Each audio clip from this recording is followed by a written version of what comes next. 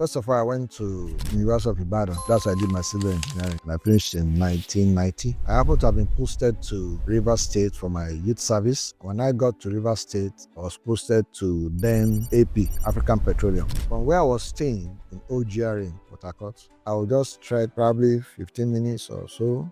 I'll be at work. It wasn't difficult for me. And I had a free lunch, and as at that time, I was giving big money then. But all I would do when I get to place of work was be looking at pumps.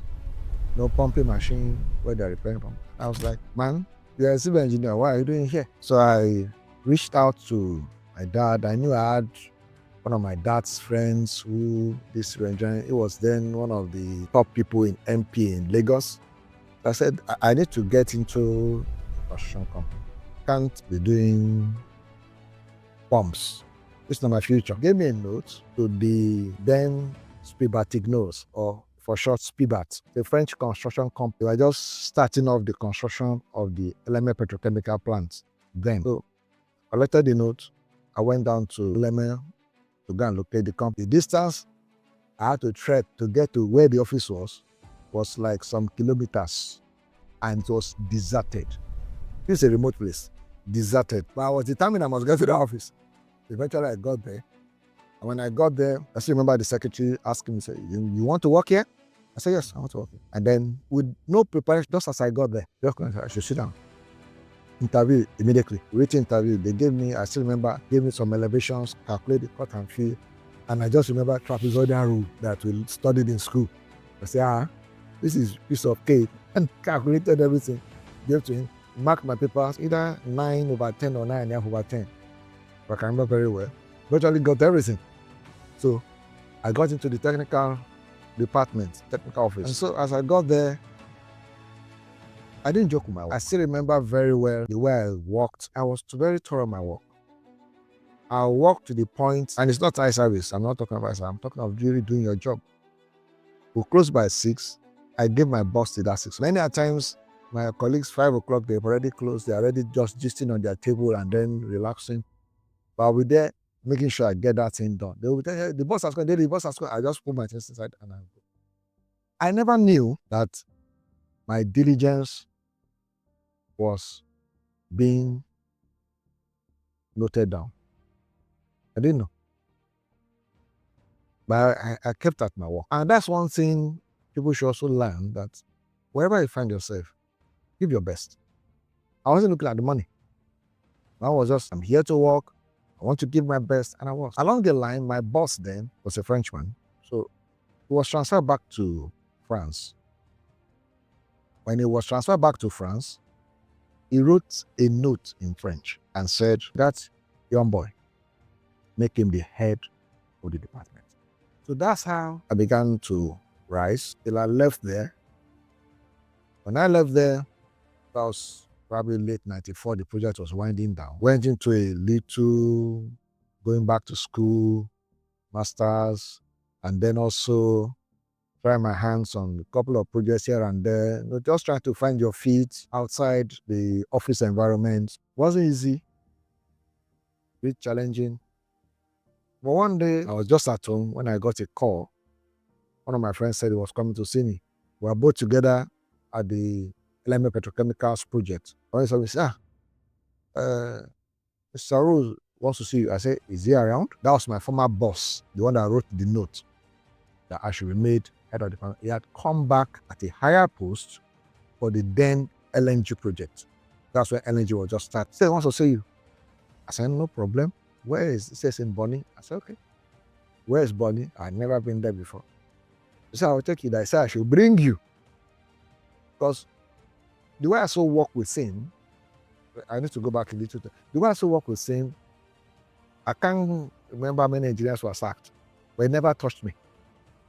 Because I would deliver that thing he told me to do. No jokes. I would deliver it. Even things that would challenge me, I would deliver. He knows.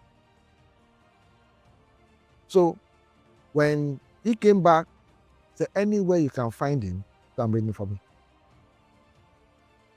So when I got to him, saw me, sorry, I said, I'm fine.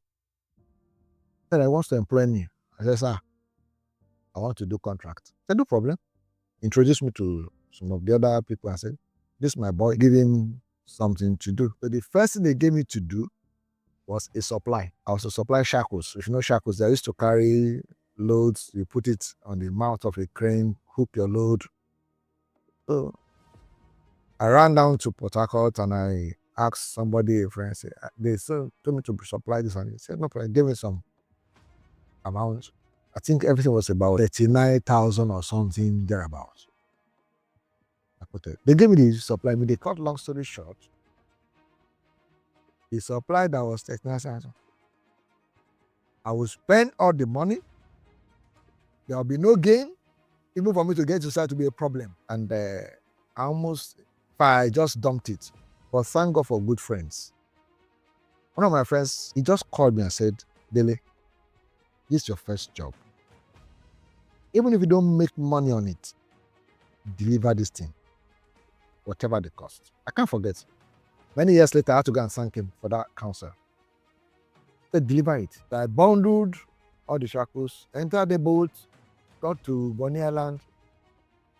And that was in my account that time, the last money was the 40,000. That's all I had. Carried the things down to the junction that will go into the estate.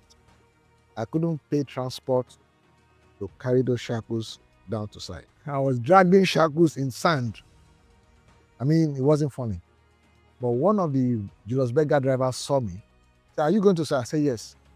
They are shopping. That's how I put the shackles and I delivered it.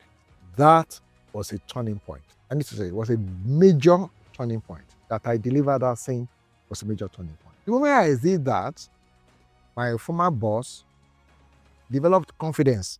My boy seems to have come of age. If he could do this one, no problem.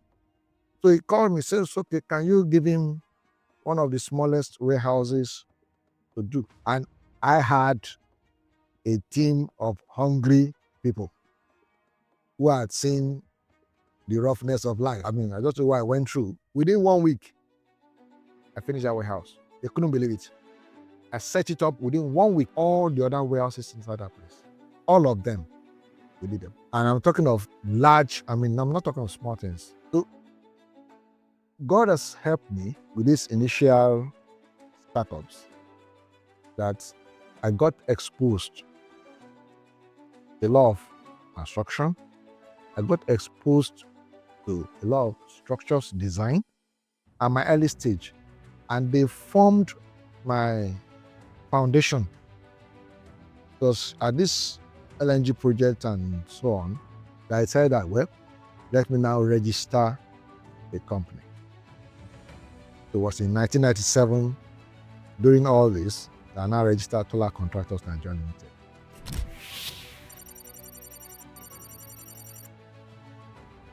For me, entering into the industry and believing that I could make it, I would say God had a hand in it. I never imagined I would even start a construction company. Funny story, I was working in the Spielberg, as I was telling you. I had a friend, they were already doing contract. I didn't even know what contract was. To tell you how much I was buried in my job, I just concentrated on my job. They were already doing contract. They were in the company, they were doing contract as well, which I did it ought not to be so. But I concentrated on my job. So it was he was one that came to me one time and said, Dele, have we thought about registering a company? I said, how did you register a company? He said, I will register for you. So I just gave him 4 names. One of them happened to be Tola Contractors. So he went and registered for me. As register, I kept them in the cooler. I wasn't thinking about it. My own was just do my job, do it well, and go home. But when God's leading you to something, you will know. One of the days I was working in my office, I was on my table, buried on my table, a Filipino, I remember him, Pablito, came to me, was looking at me the way I was looking. I said, made a statement, I said, you ought not to be here. I didn't forget. Say, you ought not to be here. You ought to be managing your own business. So all those things God was kind of putting into me that, man, one day you're going to be on your own. So then we had one of the commissioners, so a friend introduced me to him and was building, and it got me involved, built house, built a school, and other projects like that. It was doing a lot in Bayelsa then. So that's how I began to get some workers together, and start to experience construction firsthand on my own at the beginning. So with that experience, by the time I was called to come down to LNG project, I already had a team built up, good to go. So that's how we started Tola Contractors, and we entered into reconstruction.